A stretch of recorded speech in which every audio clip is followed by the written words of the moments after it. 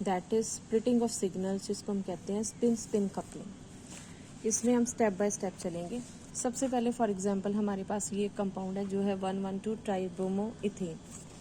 अब अगर यहाँ पे हम नंबर ऑफ सिग्नल्स निकालें तो 2 सिग्नल आएंगे, one corresponding to this one proton and second corresponding to this.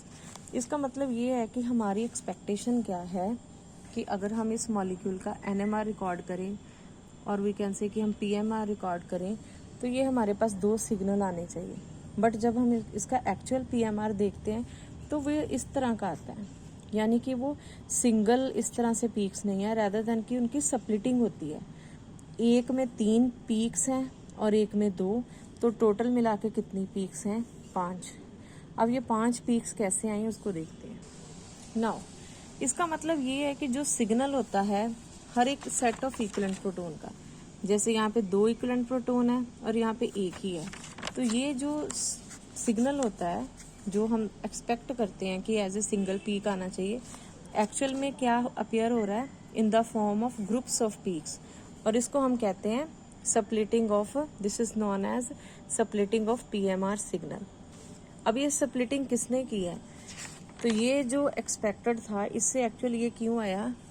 जो इन दोनों के सिग्नल आने थे। अब देखो ये जो प्रोटोन है that is attach to 2 highly electronegative atom, तो इसका सिग्नल पहले आएगा, यानी कि ये जो 3 पीक्स हैं जो 3 में स्प्लिटिंग हुई है, ये सिग्नल किस प्रोटोन का है? ये इस एक प्रोटोन का है।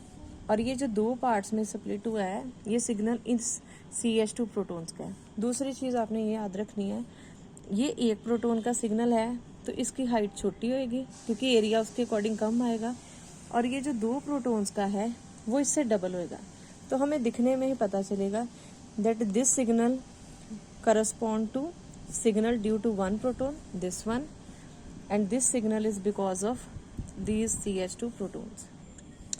अब ये जो प्रोटोन है, ये अब हम नेबरिंग प्रोटोन की बात कर रहे हैं कि ये जो नेबरिंग प्रोटोन है, फॉर एग्जांपल इसी एग्जांपल को फिर से लेते हैं, हम इसके सिग्नल की स्प्लिटिंग स्टडी करने जा रहे हैं कि इसके पड़ोस में एक प्रोटोन है, तो ये जो एक प्रोटोन है उसकी जो स्पिन है वो अपने आप को जो अप्लाइड मैग्नेटिक फील्ड है उसके अलोंग कैसे लाइन कर सकती है?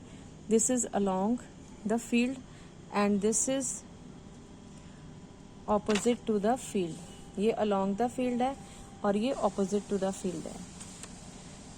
इसका मतलब, और इसकी रेशियो कितनी है, यानी कि अलोंग द फील्ड करने की जो प्रोबेबिलिटी है this is 1 and this is 1। तो अगर हम इसको ध्यान से देखें तो ये जो 2 तरह की ओरिएंटेशंस हैं, along the field and opposite to the field, उसके होने की प्रोबेबिलिटी क्या है? 1:1। इट मीन्स ये जो प्रोटॉन्स हैं CH2, जब इनका सिग्नल जो कि हम एक्सपेक्ट करते थे कि एक सिंगल फॉर्म में आना चाहिए, that will be split into how many parts? That will be split into 2 parts, right? इसका क्या पेयर होएगा? डबलेट। अब ध्यान से देखो, this part is along the field. Along the field में क्या होती है?